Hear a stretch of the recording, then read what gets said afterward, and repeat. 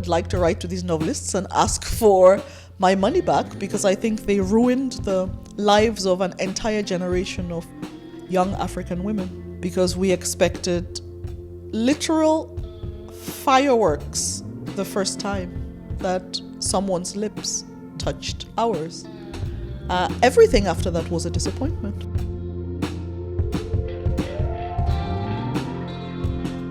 Clementine Burnley on her youthful romantic ideas from British novelists, her love of Scotland, and what she misses about Cameroon.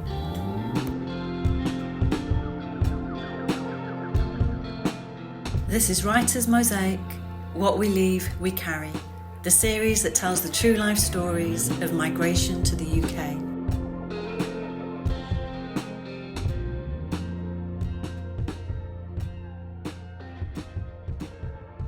My name is Clementine Burnley. I was born in a tiny village called Ikona in Cameroon, West Africa. That was at the beginning of the 1970s. Burnley is a name,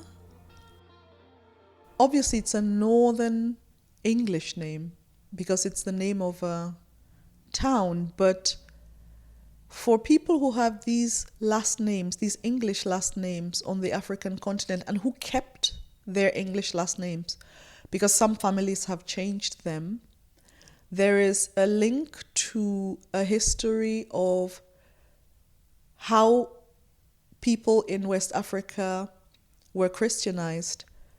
And this came about through contact with not just white English missionaries, but a strong contingent of Jamaican and other Caribbean missionaries, black men and women who immediately after the end of enslavement in Jamaica made their way largely to West Africa in order to pass on their religion to people whom they saw as related to themselves. I grew up in a large extended family in a small town, a small mission town. And what was the norm for me would have been really to spend most of my time with my cousins, children my age, in quite a sheltered environment. We would have tried to sneak out of our compound, although we weren't allowed to, and we would have played all along the beach and through the streets as well, but we would have been very carefully watched by all of the adults.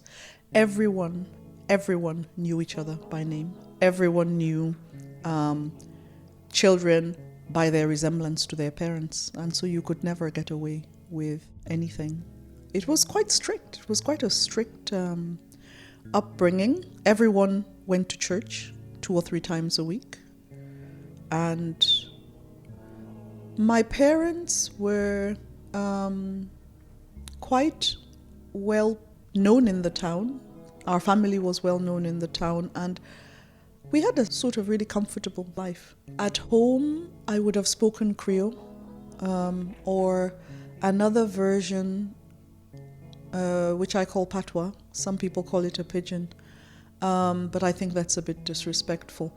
And the distinction between the two is important for my family because Creole is much closer to Jamaican patois than it is to West African patois. Actually, I can't speak it very well. My parents already were a generation away from the pure Creole speakers who are in my grandparents' generation. But when I spoke Cameroonian patois, people could tell from the words that I used that something was up. They didn't think I was from there, and so they would challenge the words that I used. And it's interesting also because my parents had left something behind them. They were carrying something, which was that they were both educated and grew up in Nigeria. So they were actually speaking sometimes Yoruba to us, and we didn't know. We just mixed them up. Our family and the part of Cameroon in which I grew up was part of the British colony of Nigeria, and so we were English speakers. We were educated in English. And so that's the distinction also that I should make between what I spoke for pleasure, which was Creole and Patois, and what I spoke in class, which was English, always English. I learned to read from the Dick and Jane books. These were illustrated books, you see, the children's books, and so the illustrations always had white people in them. I'm told that there are versions of the Dick and Jane books in which one or two black characters appear, but in my memory, all of those families were white. The impression I had of British culture from the books that I read was that everyone was quite well off. Everyone had enough. Everyone was polite. Adults were kind and well-mannered towards children, and even when children were occasionally naughty, everything was always sorted out amicably. I wanted to go to England because it seemed that life in England was eternal peace and abundance and welcoming and friendly. And even when there were small problems, for instance, I read The Famous Five. My understanding of Britain was almost entirely informed by Enid Blyton. So I had a romantic image of boarding school. I was desperate to go to boarding school where there would be tuck boxes and there would be midnight feasts and everything would be very jolly indeed. These children had adventures. They were independent. They were funny. They just had wonderful lives, and I felt a little oppressed in my strict religious family.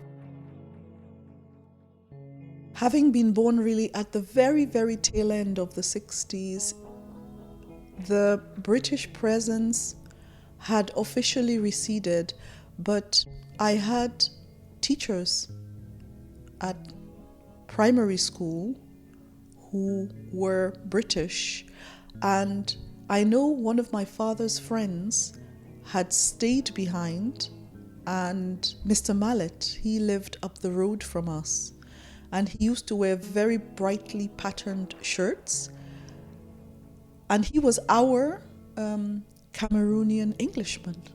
I think he may have been the only British person I knew at the time who had taken Cameroonian citizenship. Now, my parents still talked about Empire Day. So many of the references of the older people were to having been a colony, and many of them looked favorably upon having been a colony. Empire Day, when my parents talked about it, was a day on which there was no regular school and there were fun and games for all school children in the empire. Britain was something that belonged to us.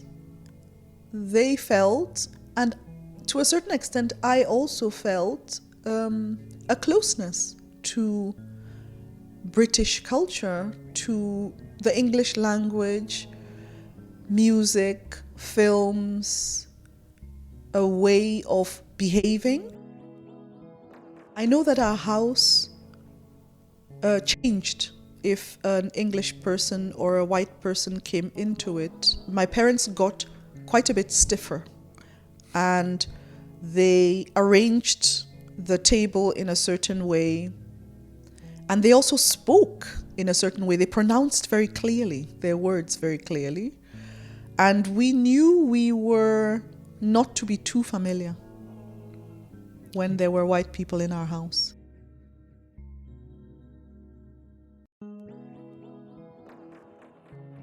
A close friend of mine happened to be applying for university in England, and even though my parents had told me that they couldn't afford to send me to England, I thought I may as well apply too. She had the forms and we filled them out one afternoon rather casually and sent them off.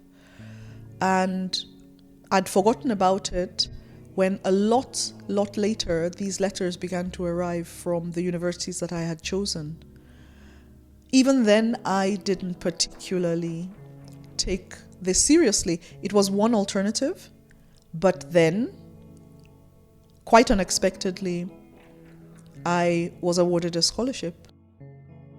The only university which made me an offer was in Glasgow, and I wouldn't have been able to find Glasgow on a map. My associations at school with Robert Burns had not particularly led me to be familiar with the geography of Britain or with its history. And so I had an offer from Strathclyde University in Glasgow, and I was going to go to Strathclyde University in Glasgow even if it killed me. Because I was so keen to leave home and build a life of my own and be independent. I didn't want to be dependent on my parents. I wanted to earn my own money, and getting an education, a good education, seemed to me essential. My parents' reaction when I announced what I saw as my great success was actually quite disappointing. Neither of them wanted me to go. My parents felt that I was too young. I was 16. And they didn't want me going so far away from them. I didn't understand it. They had both studied abroad. Thinking about it now as an adult and as a parent, I can completely see why they didn't want me to go. But at the time, I was really shocked and disappointed in their response. I think I wasn't old enough. I'd grown up in a very, very warm, somewhat restrictive, but very protected family. And I really could not have imagined what it would be like to be outside that rather suffocating circle. So the Cameroonian government used to have to approve your leaving the country. Of course, I needed a passport. That I had because my parents had traveled with us inside Africa. I trailed my way through all of these government offices where the people who worked there were not particularly keen to support me in my mission of getting out of the country. And I collected documents related to my birth, my identity, how my name was spelt in several different variations. I went to the Ministry of Education to get a copy of my scholarship certificate, which I still have, and I needed a medical certificate of fitness. And so I went to the hospital and I got a doctor to certify that I was of sound body. He didn't certify my mind. My father drove me to the international airport. Before we went to the international airport, one of the things I had to do is go and say goodbye to most members of our extended family who had watched me grow up, otherwise they would have been offended. I don't think I said goodbye formally to my friends. I was so keen to go into this wonderful new life that I really just rushed out of there. My mother was due to leave for Casablanca for a conference the week before I left home. And so instead of her taking me to the airport and saying goodbye to me, I went with her in the car and I walked out with her onto the runway and waved her off on her way to her conference. Like most mothers and daughters, we had sometimes a combative relationship, and so I waved her off with a great sense of relief. We flew by Cameroonian Airlines. The strongest memories I have from arrival in England were more emotional and sensory than visual. I remember that it was cold and that everyone around me felt distant. It felt as if there was much more space around people than I was used to in Cameroon. It was quite a grey day, so it was overcast and there was very little light, and everyone spoke quietly. That I remember. In Cameroon, what I was used to was people being much more animated, and I think I was familiar with almost everyone around me, and so I felt a great sense of community when I was in Cameroon. I spent a lot of my time being annoyed by this community, but it was warm, not just in terms of weather. It's a tropical country, and so it feels hot all the time. But also emotionally, it was warm. There was a great sense of relatedness, and people took care of each other. This is something which felt very different for me when I got to England. I felt very much alone. I have carried my idea of home with me since I left. I hadn't thought about it, but I have actually carried my whole family with me everywhere I've gone. I had an aunt, Auntie Josephine. We called her Auntie Fina, actually. And she took me around all of the markets and she took me shopping. What I was shocked to see were white people who no one cared for, who were invisible.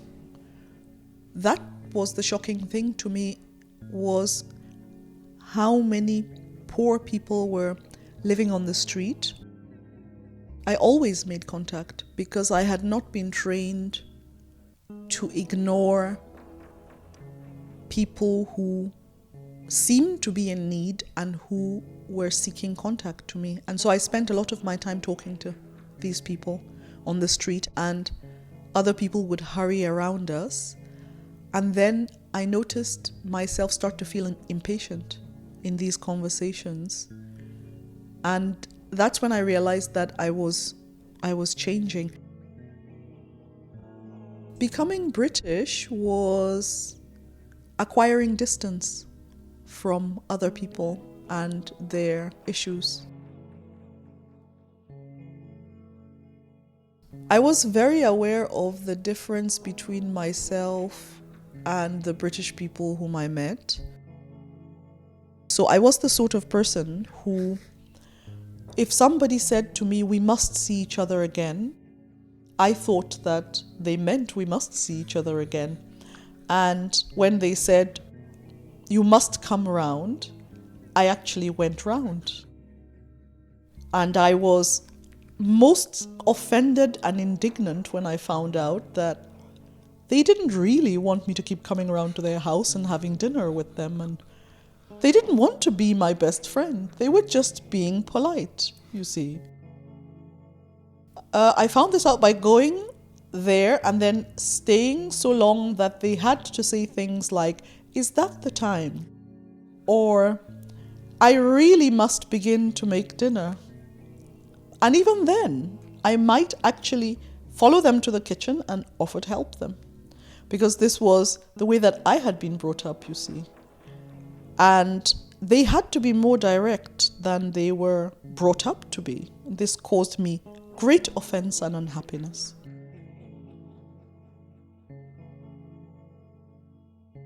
I stood out. I didn't realize it at the time, but I would wear things like leg warmers, which I had seen in films. Now, this was 70s fashion and this was the 80s, but I was still catching up on the culture that I had been exposed to through the films that I had watched, and Britain had moved on.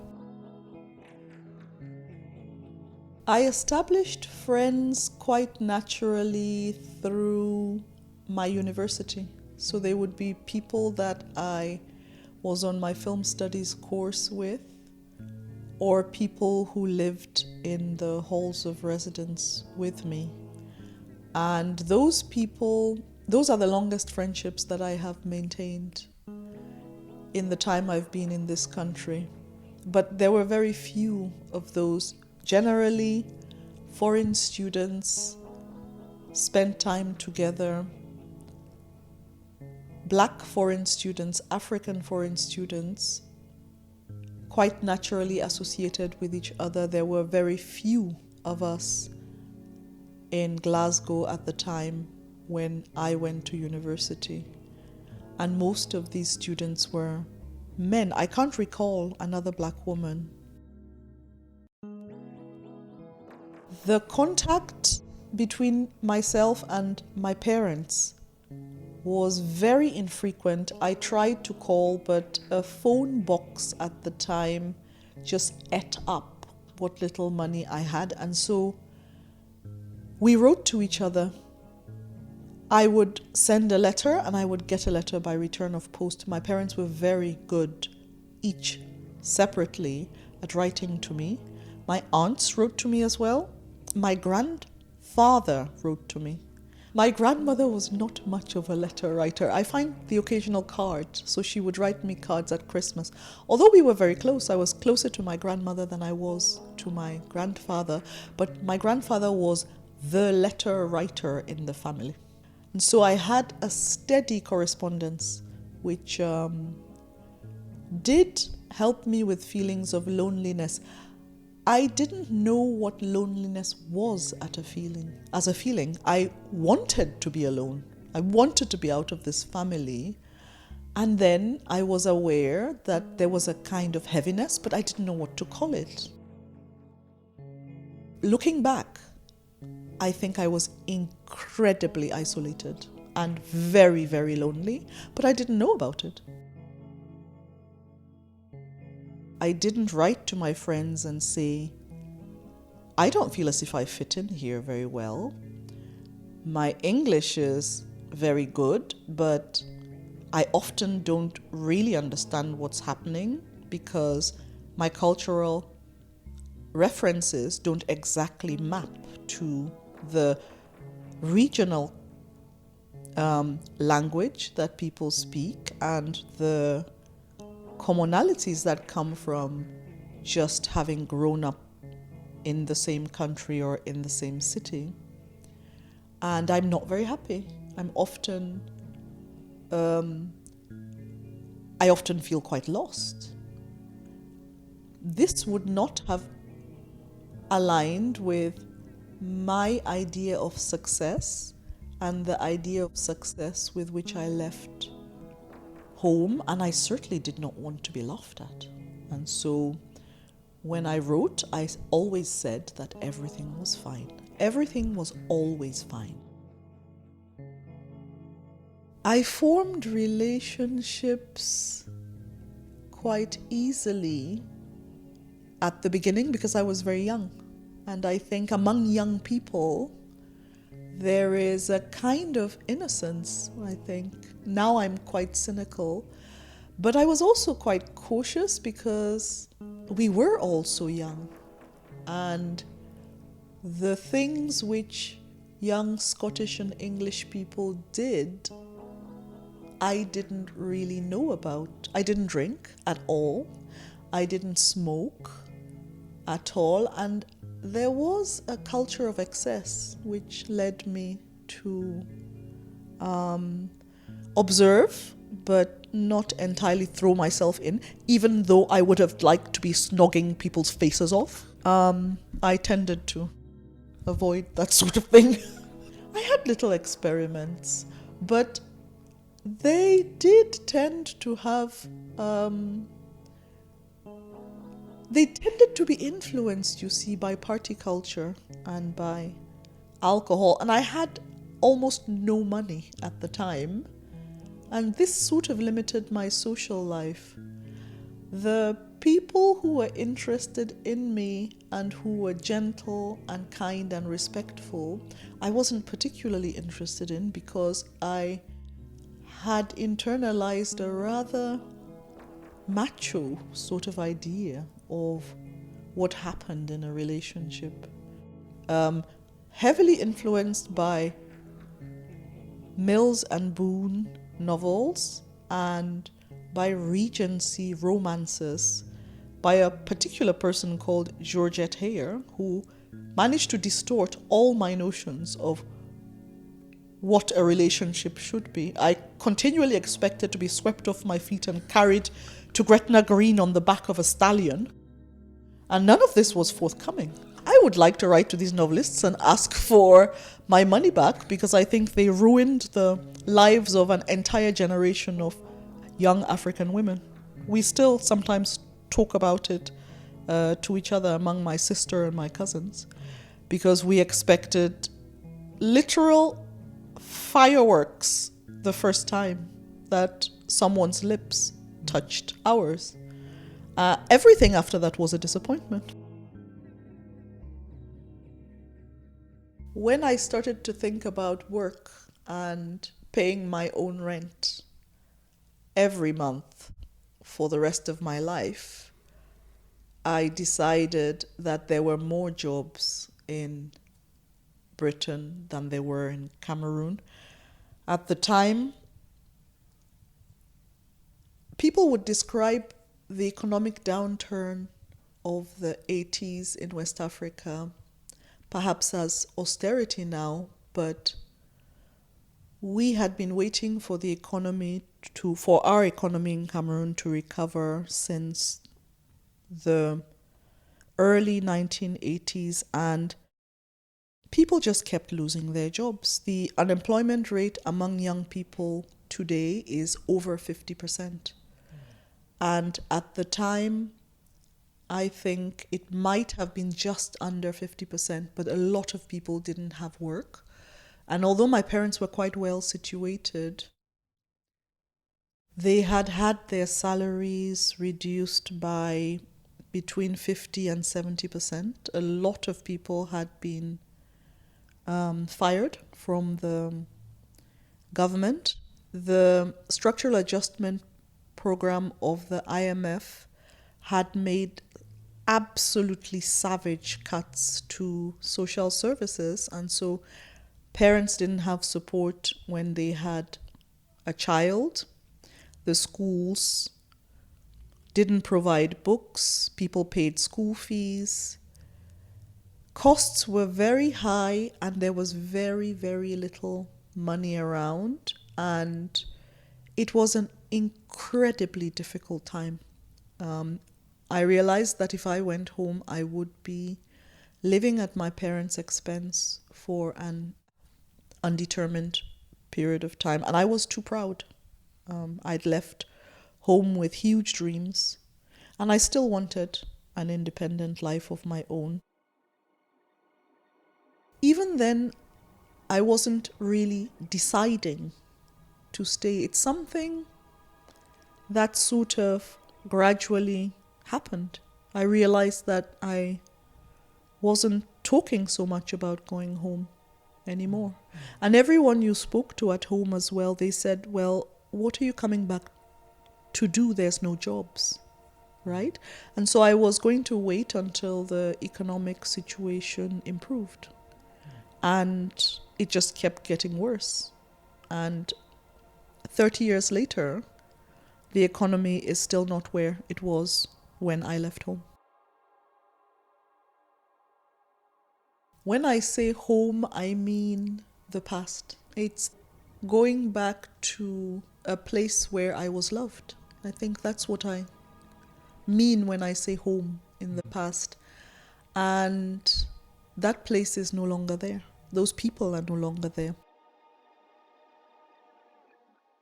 Knowing what I know now, I would have advised my young self to go home, to go back to a place where I was not anonymous.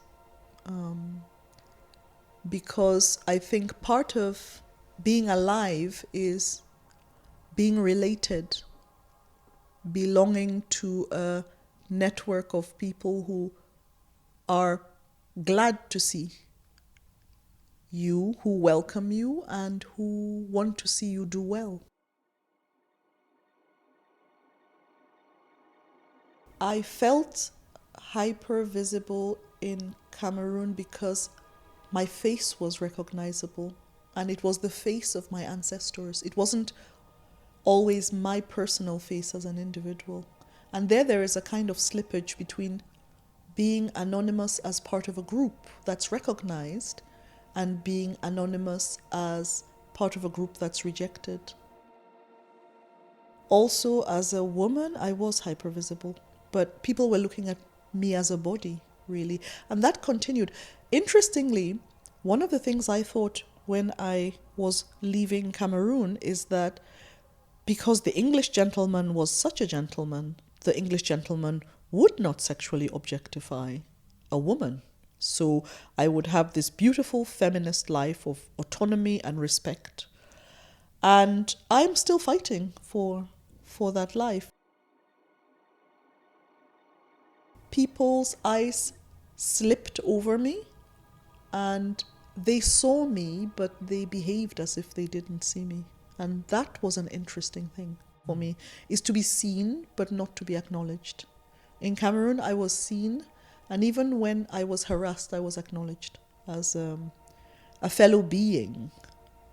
And in this country, being hypervisible also means not being seen at all as an individual. It sounds extreme, but a lot of the time I don't feel human when I'm seen and not seen in this way.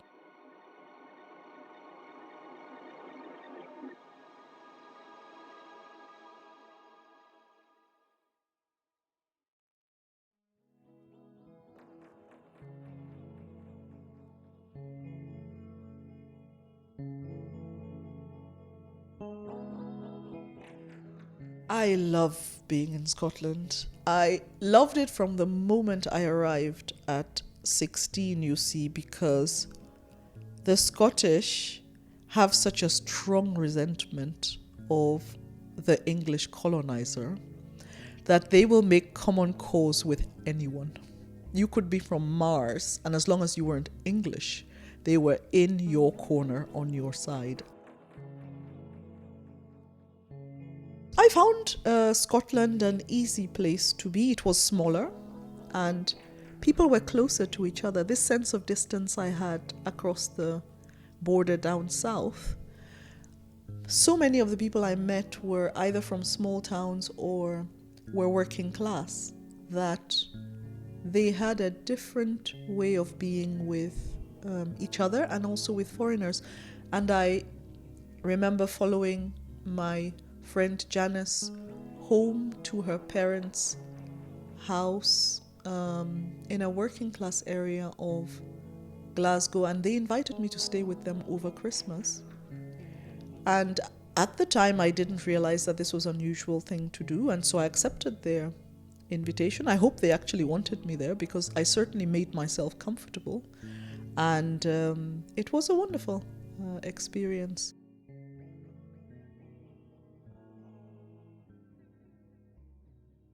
I've thought about the question of the generation that follows me a lot, mainly because I have a great interest in sociology, and one thing I know is that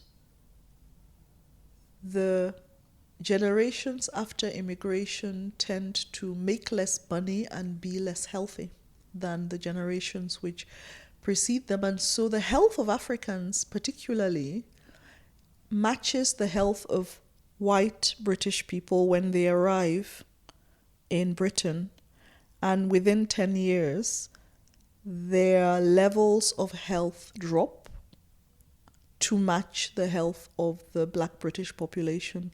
That's something which concerns me because I have girls as well, and the maternal health of Black women is so much worse than that of white women. They're 4 times more likely to die in the first year after their children are born. My children are definitely Europeans. They could not imagine They like to listen to my stories. They find them quite quaint, but they don't really know my family. They're certainly not African, and I think they would really struggle to fit in.